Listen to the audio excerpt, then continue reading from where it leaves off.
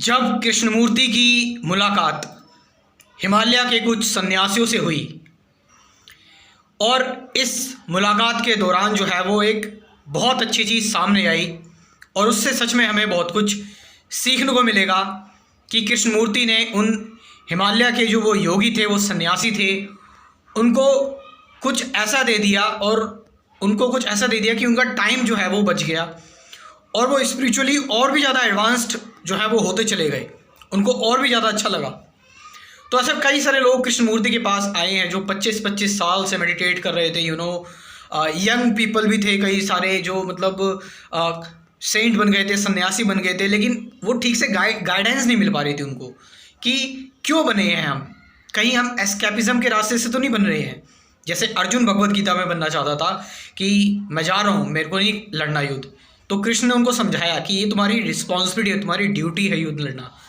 तो सन्यासी होना कोई बुरी बात नहीं है, बट क्या रीज़न है, कहीं आप जो है वो मटेरियल वर्ल्ड, ये जो माया है, उससे डर कर तो नहीं संन्यास ले रहे हैं। पहले हम टॉपिक पर आते हैं कि सन्यासियों की जब मुलाकात होती है कृष्णमूर्ति से, हिमालय के सन्यासियों की।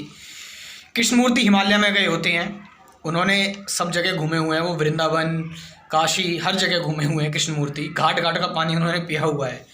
तो अपनी एक स्पीच में बताते हैं कृष्णमूर्ति कि हिमालय में वो जाते हैं, एक कुटिया में रुकते हैं, वहाँ पर कुछ सन्यासी आते हैं, कृष्णमूर्ति के साथ डिबेट करते हैं, बात करते हैं।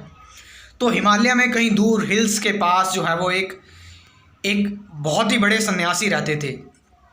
वो सारे के सारे जो सन्यासी थे वो उस सन्यासी से मिलकर आए थे।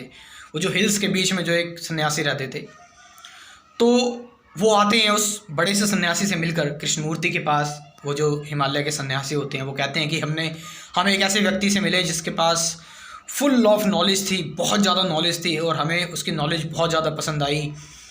ऐसी नॉलेज कोई दे ही नहीं सकता। हम आपको बताना चाहते हैं कि हम भी उनकी नॉलेज से इतने ज़्यादा इंस्पायर हो गए कि हमें भी वो नॉलेज इतनी जल्दी मिल गई और हमें बहुत अच्छा लगा। तो बहस होती है कृष्णमूर्ति की और उन सन्यासियों की, कन्वर्सेशन होती है कि क्या नॉलेज थी ऐसी, क्या बात थी उसमें ऐसी कि आपको जो है वो बहुत ज़्यादा इंटरटेनमेंट मिला और बहुत अच्छा लगा आपको, और क्या कैसे आपकी मदद हो रही है स्पिरिचुअली ग्रोथ इससे।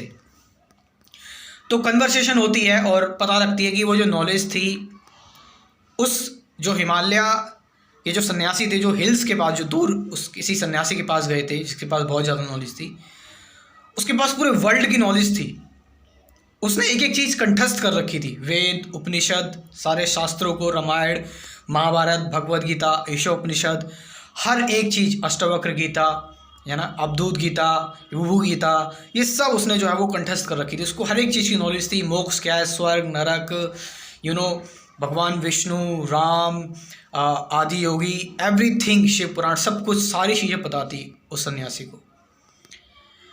तो उनके जो थॉट्स थे, जब बहस में पता लगा, वो जो सन्यासी थे वो इतने ज़्यादा नॉलेज से भरे हुए थे, इतने ज़्यादा नॉलेज से भरे हुए थे कि उनका माइंड जो था वो बिल्कुल भी खाली नहीं था किसी चीज़ को समझने के लिए। और वो जो सन्यासी उनसे मिलकर आए वो भी बिल्कुल ऐसे ही हो गए, उनका माइंड भी फिल हो गया एकदम। वो भी किसी चीज़ को समझने की कोशिश नहीं कर रहे थे, वो सब कुछ जो कंडीशनिंग वो वहाँ से करवा के आए उस हिसाब से बोल रहे थे कृष्णमूर्ति से। तो यहाँ पर कृष्णमूर्ति बोलते हैं कि माइंड में स्पेस होना, एम्प्टीनेस होना कितना ज़्यादा ज़रूरी है। कि असल में जिस सन्यासी से तुम मिलकर आए हो हिल्स के पास, वो असल में रियलिटी में अकेला सन्यासी नहीं है, वो सच में अकेला नहीं है, वो सच में अलोन पर्सन नहीं है। उसके साथ उसके इतने सारे विचार हैं, इतने सारे थॉट्स हैं, उसने इतनी सारी चीज़ें अपने दिमाग में भरी हुई है। उसका खुद का पर्सनल कोई एक्सपीरियंस नहीं है। उसने सारा ज्ञान जो है वो इधर से उधर से, शास्त्रों से, वेदों से, कहानियों से, इन सारी चीज़ों से ले रखा है और उस नॉलेज से तुम इम्प्रेस हो गए। Mind must have space, emptiness होनी चाहिए माइंड में, क्योंकि साइंटिस्ट भी अब इस बात पर एग्री करते हैं कि अगर माइंड खाली है, माइंड में एम्प्टीनेस है, स्पेस है अगर माइंड में, तो वो माइंड फुल ऑफ एनर्जी है और वो किसी भी चीज़ को समझ सकता है वो माइंड, और वो माइंड जल्दी से एजिटेट नहीं होगा। तो असल में जो हिमालय के जो योगी थे उनको ये बात समझ में आती धीरे धीरे करके कि अकेले होने का मतलब और जो है वो एक बेहतर सन्यासी होने का मतलब ये नहीं है कि आपको सब कुछ, सारा ज्ञान पता हो, सारी नॉलेज पता हो, आपको सब कुछ पता हो, ये मैटर नहीं करता। मैटर करता है कि आपके अंदर स्पेस कितना है, आपके ब्रेन में आपके अंदर एम्प्टीनेस कितनी है, जिससे कि आप और भी आइडियाज़ को समझ पाओ, और भी चीज़ों को वैल्यू दे पाओ। सो यहाँ पर कृष्णमूर्ति जो है ये बात बताते हैं कि हमें अपने ब्रेन को आदत डालनी चाहिए कुछ ना करने की भी कभी कभार, क्योंकि हम सपने में भी हमारा ब्रेन एक्टिव रहता है, हर जगह हमारा ब्रेन एक्टिव रहता है। मेडिटेशन यही है। मेडिटेशन का मतलब कुछ करना नहीं होता, मेडिटेशन का मतलब है कुछ ना करना, बिल्कुल नॉन एक्शन की स्टेज में जाना। कुछ देर तक हमें ऐसा रहना चाहिए कि हम कुछ ना करें, just sit down, just be aware, we attend हर एक चीज़ को। फिर आप देखोगे जो हो रहा है वो अपने आप ही हो रहा है, पत्ते भी अपने आप हिल रहे हैं, हवा आ रही है। तुम जिस काम को करने वाले थे वो तुम्हारे घर के आसपास ही किसी ने कर दिया, तुम्हें ऐसा लगेगा कि मैं ही करता धरता नहीं हूँ, सब कुछ बिल्कुल एफर्टलेसली होता जा रहा है। सो रियल मेडिटेशन यही है। रमन महर्षि को अगर आप सुनेंगे, और भी कई सारे संत हैं, ऐसा नहीं है कि उनको ज्ञान नहीं, उनको नॉलेज नहीं है, लेकिन वो अपने शिष्यों को ये नॉलेज नहीं सिखाते। वो अपने शिष्यों को सिखाते हैं कि आपके अंदर जो नॉलेज है उसको, वो जो आपने ऑक्यूपाई कर रखा है, आपकी जो कंडीशनिंग है, आपकी जो प्रोग्रामिंग है, माइंड को उससे जो है वो कैसे बचाया जाए, ताकि माइंड में स्पेस हो और फिर वो चीज़ों को समझे, फिर वो बेहतर तरक्की कर पाएगा स्पिरिचुअलिटी में।